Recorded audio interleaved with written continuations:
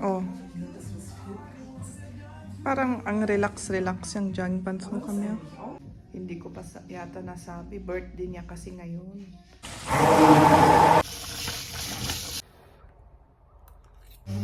Nandito kami ngayon sa isang parang candy shop or sweets shop. Tignan nyo, oh, Filipinos. Ang ganda ng mga benta nila dito. Oh. Ito ang aming breakfast.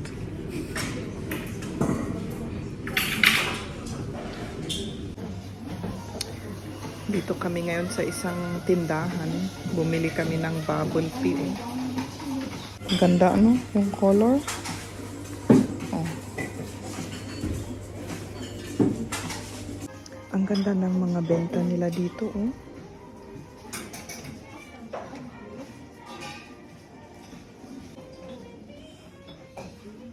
Mga candies, may kandila. Kandila, ang ganda.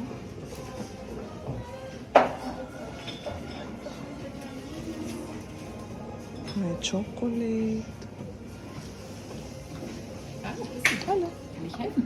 Ich schaue rum, danke. May mga ang gaganda.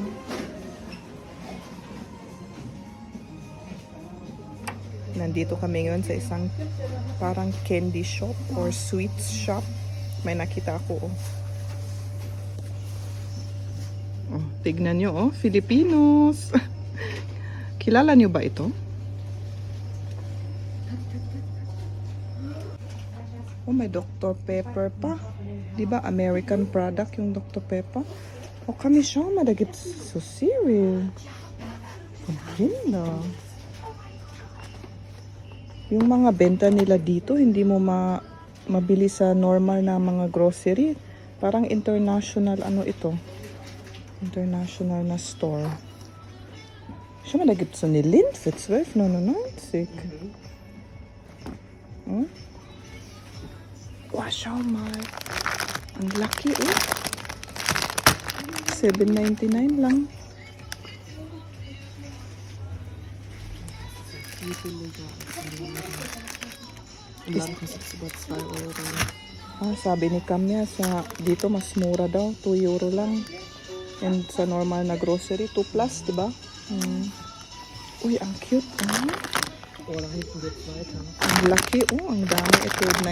12,99 lang. Kami siya. Ito ang paborito ko. 12,99. Maano na yan? Mura na. Napansin namin dito, yung nagsisale sila ng tag-isa, hindi kailangan ng isang box. Kasi sa normal grocery, kailangan bilhin mo isang box. Eh dito, pwedeng yung tig-isa ba? Oh? Ang cute naman. Yung mga ano lang dito? Ah, chocolate rin. Oh, tignan na natin. Kami sogar habe ich noch nie im normalen Laden gesehen, ne? Doch, Das gibt's, oder? Ah, okay.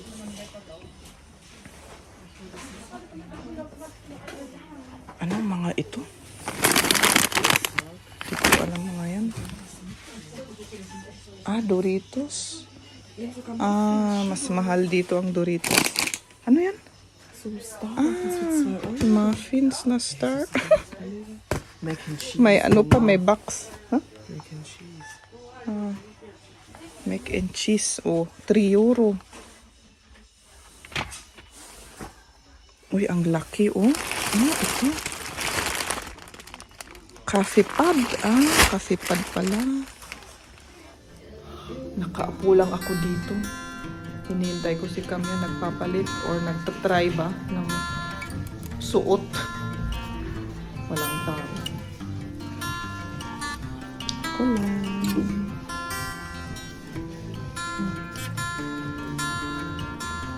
Ayan si Kamya nagpapalit. Und? M kasi, di ba? Masyadong malaki.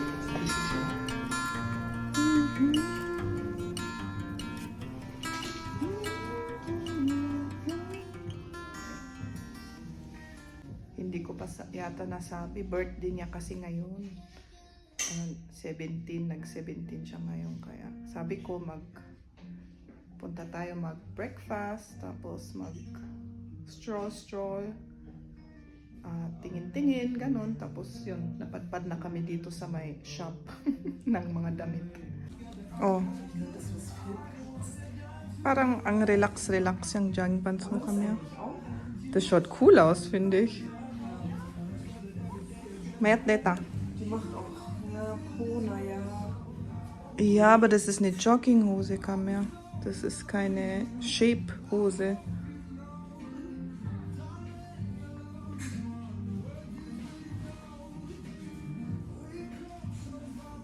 Aber die Hose gefällt mir. Die schaut gut aus. Sabi ko maganda yung jogging pants niya.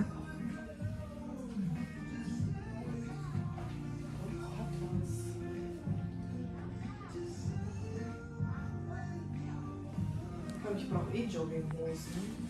Und die jetzt auch locker. Nakauwi na kami. Nakakapagod. Nakakapagod sa maraming tao. Umiinit sa labas. Tingnan niyo. Ganda. Mamaya kunin namin si Liam. Si Jeb nasa trabaho.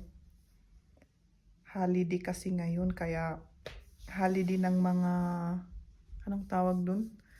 Para sa mga Katoliko at saka Evangelic. Kaya free ako ngayon. Kaya nagsama kami ni Kamya. Kasi free rin siya sa school. Tapos birthday niya pa. Pero si Jeb, wala silang free time. Kasi normal working days para sa kanila. At yung kindergarten rin nakabukas. Kaya kami lang ni Kamya ang nagsama ngayon. Pero mamaya magsama kami lahat para i-celebrate ang birthday niya. Tapos may balak pang gagawin si Liam. May surprise daw siya sa kanyang kapatid. Magluluto ako ngayon ng pasta kasi mamaya darating yung mga gutom. Kunin ko yung mga ingredients. Ano pala yung lulutuin ko? Spaghetti carbonara ngayon ang lulutuin ko. Kailangan ko itlog.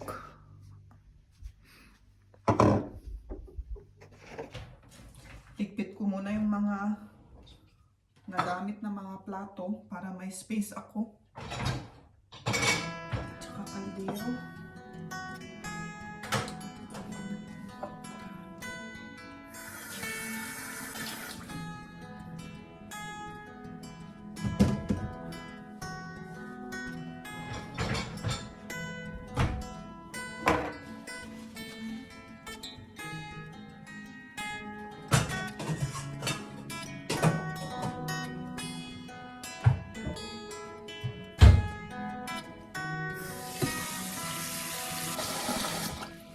Tubig para sa spaghetti natin.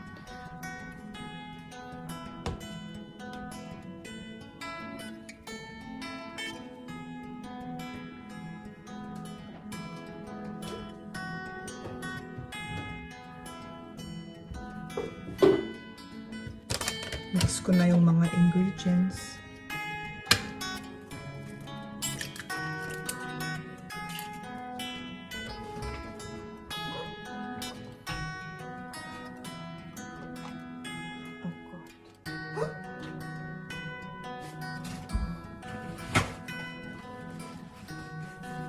Biglang dumilim, parang uulan. Kanina ang ganda ng init. May nahulog. Kaya punasan ko muna.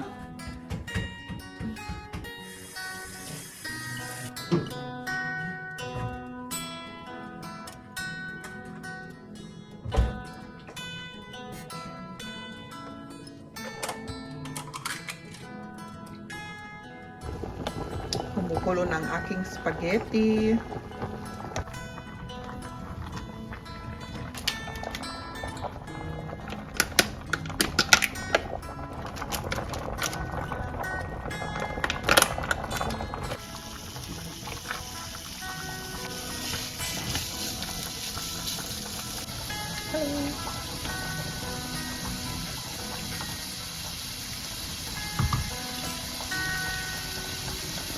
Parang bangking yung camera. Ah.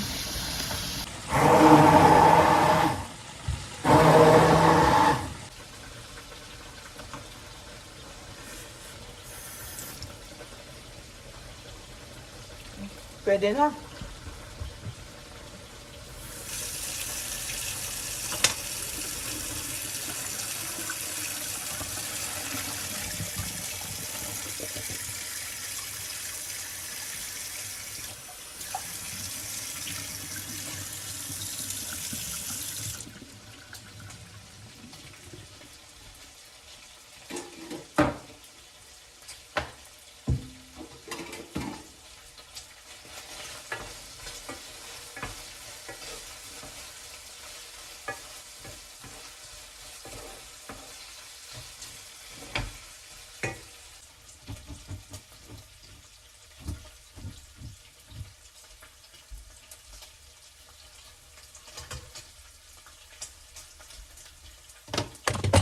Ugat. Linalagyan ko ito ng oil kasi para hindi magdikit-dikitan yung mga noodle. Oh. Egal. Das ist auch fertig.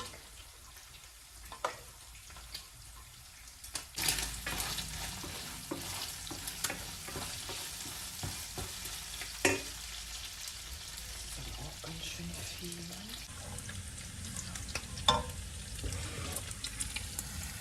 Tapos na yung bacon.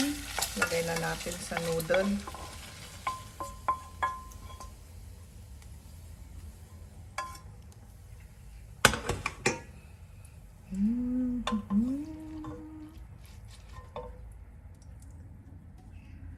Tapos ito yung sauce.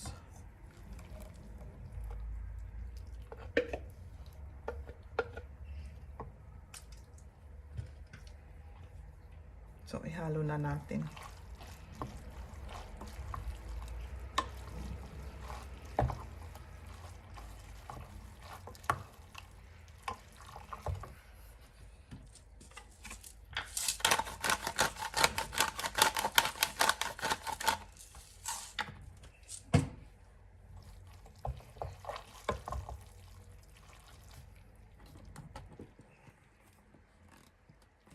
Tapos na yung aking linutong spaghetti carbonara. Kain na tayo. Ay nako, yung tagyawat ko.